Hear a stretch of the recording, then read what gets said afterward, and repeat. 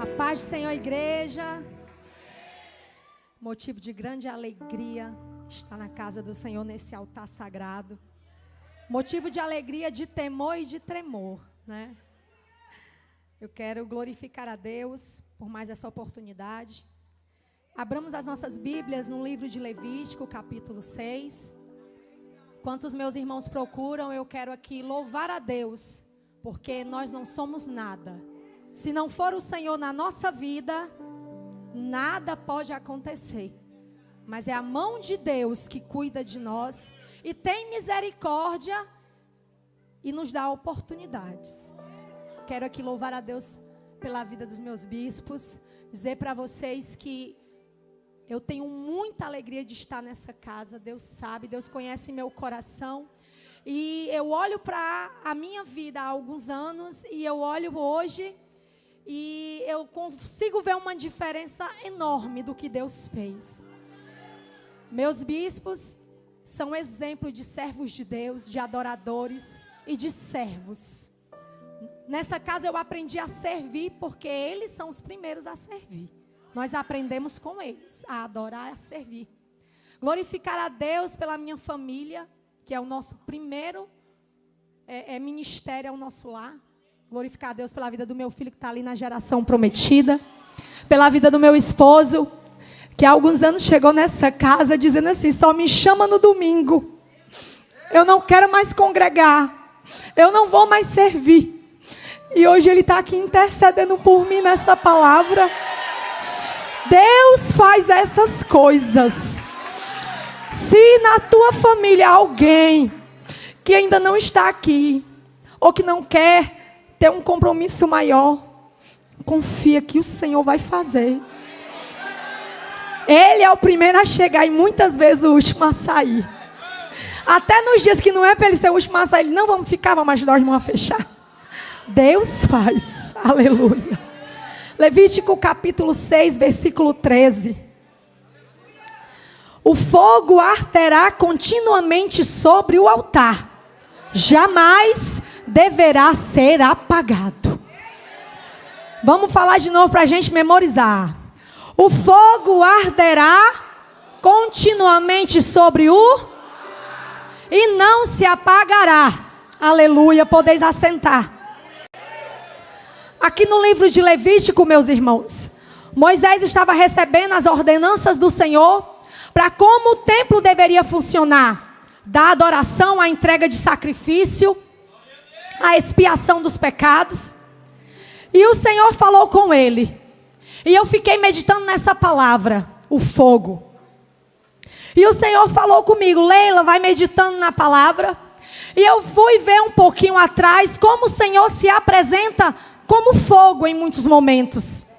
Quando você volta um pouquinho no livro de Êxodo, no capítulo 3, nós encontramos Moisés, um pastor de ovelhas, gago, que tinha fugido do Egito, cometido um assassinato, talvez ali um homem cheio de culpa. E aquele homem estava pastoreando as suas ovelhas e encontrou-se com Deus. Deus manifestou-se para Moisés numa sarça ardente. Quando Moisés viu aquela sarça ardendo, acredito eu que ele pensou: tem um fenômeno diferente. Está acontecendo alguma coisa diferente. Como é que essa sarça arde e não consome? Porque não era um fogo terreno, era um fogo espiritual. O Senhor ardia naquela sarça, mas não consumia. O Senhor não quis ali, acredito eu, assustar Moisés. Ele apareceu apenas na sarça. Moisés entra ali na presença do Senhor gago, cheio de desculpas, porque nós vamos ver no texto que ele vai dizer: eu não sou capaz, envia outro, eu sou gago, eu sou pesado de língua. E Moisés sai dali diferente. Porque aquele que tem um encontro com Deus eterno, poderoso, não tem como ele entrar num ambiente e sair igual. Deus muda a história da pessoa. Nós vamos ver que em Êxodo no capítulo 19, nós já encontramos um Moisés diferente. Ele já libertou o povo, já saiu do Egito, e ele já sobe ao monte para falar com Deus. Porque quando você tem um encontro com Deus e você resolve ser fiel, você vai crescendo de fé em fé. Deus vai mudando a tua vida, a tua história. Moisés, ele não vê mais Deus numa sarça, mas ele sobe no monte para falar com Deus. E Deus fala assim para ele: Moisés, eu quero mostrar para o povo que eu sou contigo. Então, separa o povo, prepara o povo, faz o povo jejuar. Não é diferente do momento que nós estamos vivendo hoje, não é verdade? Porque quando Deus quer falar com o povo, tem que haver uma preparação. Eu tenho que buscar, me consagrar, me preparar. E assim Moisés fez. O povo consagrou, jejuou, se preparou. E quando foi no outro dia, pela manhã, no Monte Sião, ao pé do monte, Moisés chamou a congregação para fora. E o Senhor desceu naquele lugar por trás de uma nuvem. O Senhor desceu naquele lugar como uma chama de fogo. E a palavra vai dizer que daquele monte saíam raios, trovões, sons de trombeta. E o monte fumegava e tremia. Porque onde a presença do Senhor é manifesta, não tem como as coisas ficarem no lugar. Há um movimento espiritual. E Moisés ali falou com... E Deus falou ali com Moisés. E Moisés transmitiu ao povo. E eu pedindo: Senhor, eu vou falar só sobre o fogo, Senhor. E o Senhor disse: não, Leila. O fogo representa a presença de Deus. O altar era o lugar do sacrifício. Mas o véu se rasgou. Jesus morreu, ressuscitou. A presença de Deus é para todos nós. Mas o fogo continua ardendo no altar, continua. Mas o altar agora são vários. É eu, você, a minha casa, é a tua casa. O sacrifício é a minha oferta de vida, é a tua vida. E o Senhor falou: Leila, fala para eles 3 coisas que caracterizam alguém que tem a presença e o fogo de Deus. A primeira coisa, meus irmãos, é a oração. Uma pessoa que é cheia da presença e do fogo de Deus, ela não pode ficar omissa à oração. A oração, ela é a sustentação do crente. É o que coloca a minha casa e a tua casa de pé. Em 2 Crônicas, capítulo 6. Ontem foi só confirmação da palavra, bispa. Salomão faz uma oração agradecendo a Deus por ter concluído o templo do Senhor. E depois em casa vocês podem ler essa oração linda. Porque nessa oração Salomão diz: Senhor, aqueles que chegarem ao pé do templo pedindo perdão pelos pecados, perdoa. Naquela oração Salomão ora até por mim e por ti, porque ele ora pelo estrangeiro. Senhor, até o estrangeiro que não é judeu, se chegar ao pé do teu templo pedindo perdão, escuta a oração dele. Ele fala: Senhor, o meu desejo é que todo mundo conheça a tua palavra, que todo mundo sirva ao Senhor. Quando ele encerra a sua oração no início do capítulo 7, o Senhor desce fogo do céu, consome o sacrifício e enche aquele ambiente da presença de Deus. Aleluia. Salomão continua com a festa. E acontece que no mesmo capítulo 7, lá na frente, no versículo 14, versículo 12, 13 e 14, o Senhor fala assim: Salomão, eu recebi a tua oração. Eu farei deste templo a minha morada. Olha, Salomão, estou aqui eu conjecturando, né, irmãs? Olha aqui, Salomão, mesmo que eu cerre o céu e não mande chuva, Salomão, mesmo que eu mande os gafanhotos para comer a plantação, mesmo que eu lance doenças sobre o meu povo,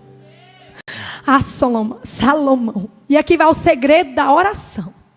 Ele diz assim: se o meu povo, que se chama pelo meu nome, se humilhar e orar e buscar a minha face e se arrepender dos meus maus caminhos, eu, o Senhor, ouvirei do céu, perdoarei os seus pecados e sararei a tua terra. A minha terra e a tua terra é a minha casa e a tua casa. É os nossos problemas, são os conflitos. O Senhor é Deus que agiu lá e age cá. Ele é o mesmo Deus que fez no passado e faz no presente. Agora eu preciso me levantar em oração. Você precisa se levantar em oração.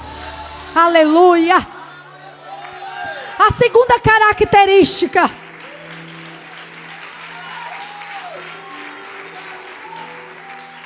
de uma pessoa que tem fogo no altar e presença de Deus na sua vida é a fidelidade. Aleluia. O Senhor me lembrava daqueles 3 jovens no livro de Daniel, no capítulo 3. Jovens príncipes que foram levados cativos para a Babilônia. Eles estavam na Babilônia. Como nós vivemos hoje na Babilônia. Terra que pode tudo. Terra que tudo é errado. Mas aqueles jovens tinham no seu coração a chama de Deus. Eles eram jovens fiéis e obedientes ao Senhor. O rei deu um decreto. Levanta uma estátua em minha homenagem. Eu serei adorado nesse lugar. E ordenou que todo o povo fosse reunido para adorar ele.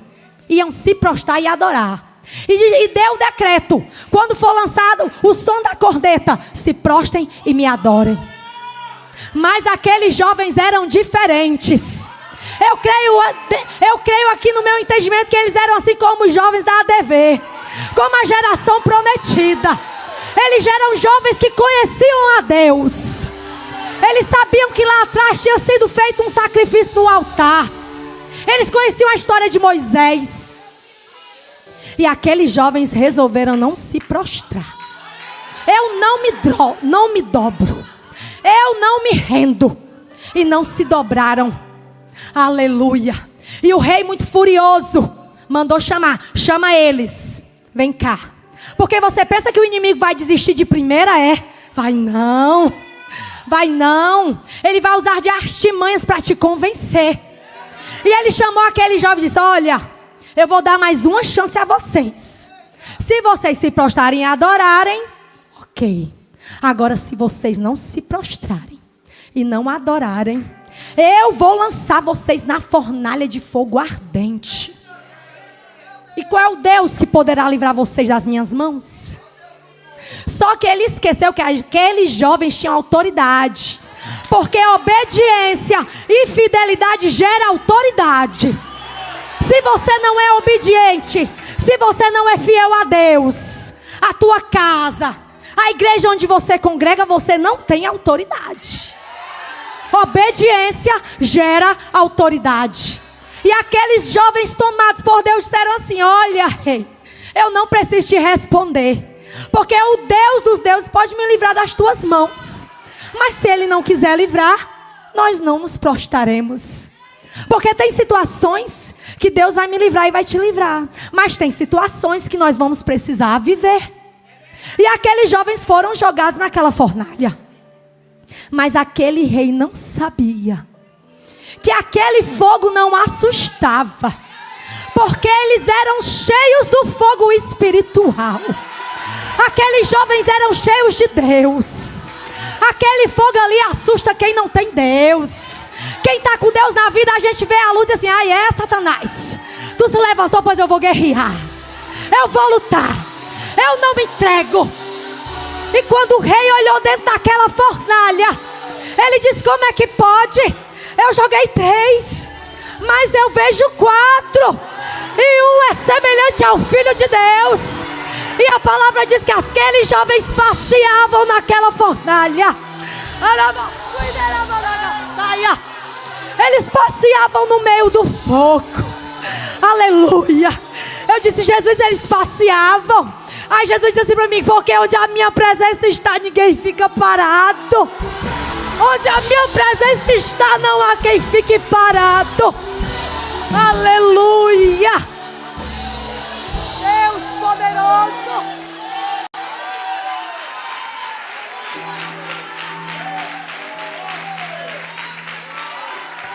Aleluia. E nós vamos para o último ponto, encerrando já. Quando a bispa mandou uma mensagem para mim: Diaconisa Leila, você vai ministrar na Fogo e Glória. Deus conhece o meu coração. Eu disse: Jesus, eu nem acredito. Saí pedindo oração para tudo que era oficial. Tudo que era oficial. Ora por mim, ora por mim. Porque isso, nós temos que viver em unidade. Como eu posso vir ministrar aqui se eu não tiver em unidade? Se eu não puder contar com as minhas irmãs, com os meus irmãos? Aleluia! Meu celular caiu, quebrou a tela. Fui comer um peixe e me engasguei com a espinha. Ficou atravessado na minha garganta. Sábado aqui. Sábado, não foi? O presbítero declarou cura. Eu vim para a ponta do altar. A espinha, quando eu engolia a água, a espinha furava. Quando eu falava, a espinha furava. Eu disse, eu estou entendendo. Mas nada impedirá o agir de Deus. Eu vim na ponta desse altar. A diaconisa Natália orou por mim. E o Senhor tirou aquela espinha, presbítero. Aleluia. Porque aí eu vou entrar no último ponto. Porque quando a gente prega alguma coisa, a gente viveu, a gente vai viver, né? Ninguém foge. E o Senhor colocou assim: aquele que é cheio de Deus e tem o altar cheio da minha presença, ele é um verdadeiro adorador independente das circunstâncias. Esse é o terceiro ponto. Eu disse, Jesus, com espinha ou sem espinha, Senhor, eu vou estar lá. Reclamando, achando ruim ou não, eu vou estar lá, Jesus. A verdadeira adoração, independente da situação que você está passando. Isso é um sinal de quem tem a presença de Deus. Em Atos dos Apóstolos, capítulo 16, essa história é conhecida. Paulo e Silas estavam na cidade da Macedônia pregando a palavra, fazendo bem, fazendo o que Deus separou eles para fazer.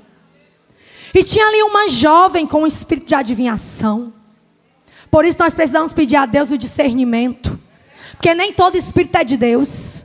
E aquela jovem diz assim, aí vai 2 homens de Deus que pregam a salvação. Ela estava dizendo uma verdade? Estava. Mas tinha na vida dela um espírito de engano. E aquela pessoa que é cheia de Deus, cheia da presença, ela não consegue ver alguém no engano e deixar. Não consegue. E Paulo, tomado da autoridade de Deus, alguns dias passaram aquela situação, ele olhou para ela e disse, em nome de Jesus, seja liberta. E a menina foi liberta. Mas, em muitos momentos, quando Deus te usar, nem sempre as pessoas vão ficar felizes por libertações. Porque tem pessoas que não estão cheias de Deus. E os patrões daquela menina ficaram muito enfurecidos. Por quê? Porque eles ganhavam muito dinheiro através das adivinhações dela. Levaram eles até os magistrados. Ali as vestes deles foram rasgadas, eles foram espancados. Disseram para o carcereiro, lança eles no cárcere profundo, prende as pernas e vigia. Paulo e Silas foram lançados na prisão. E eu fiquei imaginando como é que estava a situação deles, com as roupas rasgadas, muito machucados. Eles tinham tudo para não adorar. Eles tinham tudo para reclamar. Ou, no mínimo, só chorar. Mas Paulo e Silas entendiam que eles tinham sido chamados para um propósito maior. Eu fiquei imaginando, Jesus, foi o que eles pensaram naquela hora? O que foi, Jesus? Aí na minha mente eu fiquei pensando, e eles dizendo assim, Paulo dizendo para Silas, Silas, está muito machucado? Tô, Paulo, e você também demais. Ei, Silas, mas quando é que a gente ia ter a oportunidade para pregar para esses presos, hein, Silas? A gente não ia ter não, porque a gente ia pregar na cidade e ir embora para outra cidade. Quem é que ia vir pregar para esses presos? Olha aí, Silas, Deus preparou a oportunidade. Não vamos ficar calados não, vamos orar e vamos louvar. Porque a palavra diz que eles oraram e louvaram e os presos ouviam. Então a palavra foi ministrada naquele lugar. A minha Bíblia vai dizer que eles oravam, que eles louvavam. E por volta da meia-noite, eles já estavam adorando. Houve um tremor. Aquele tremor abriu os cárceres, tirou as correntes dos pés. Aleluia. Deus fez um mover naquele lugar. Eu não sei qual é o cárcere que prende a tua vida. Eu não sei qual é a corrente que está prendendo a tua adoração. Mas eu sei que existe um Deus que desceu na ADV nessa noite, que veio colocar por terra todo o cárcere, toda a corrente. Ele está aqui para receber a minha e a tua adoração. Ele veio como um vento impetuoso. E se você adorar, e se eu adorar, correntes cairão no chão, cadeias serão destruídas. Aleluia. Eu perguntei a Jesus: Jesus, Paulo e Silas permanecer na prisão, eu entendo. Eles tinham uma obra a concluir naquele lugar. Tinha um carcereiro e uma família para ser salva. Mas os presos, Jesus, por que os presos não fugiram? Abriu-se tudo. A nossa lógica, o preso ia o quê? Fugir, correr. E eu fiquei essa tarde perguntando: Jesus, esse é o final da minha palavra, mas eu não tenho ainda. Me diz por quê, Jesus, me diz. E o Senhor disse assim para mim: Leila, tu sabe por que os presos não fugiram? Tu sabe por que os presos não foram embora quando tudo se abriu? Porque não há lugar melhor de estar do que na minha presença. Não há lugar melhor de estar do que diante da minha face. Assim como o salmista falou, aleluia, mais vale um dia na tua presença do que 1000 em outros lugares. Não havia lugar melhor para eles estarem. Ali não valia para eles liberdade, não valia nada, porque eles estavam diante da presença do Senhor. E eu e você estamos hoje diante da presença do Senhor. Nós temos liberdade para adorar, para entregar o nosso melhor. Então eu te convido nessa noite: abre a tua boca, entrega a tua melhor adoração ao Deus que pode mudar a tua história. Aqui eu agradeço a minha oportunidade em nome de Jesus.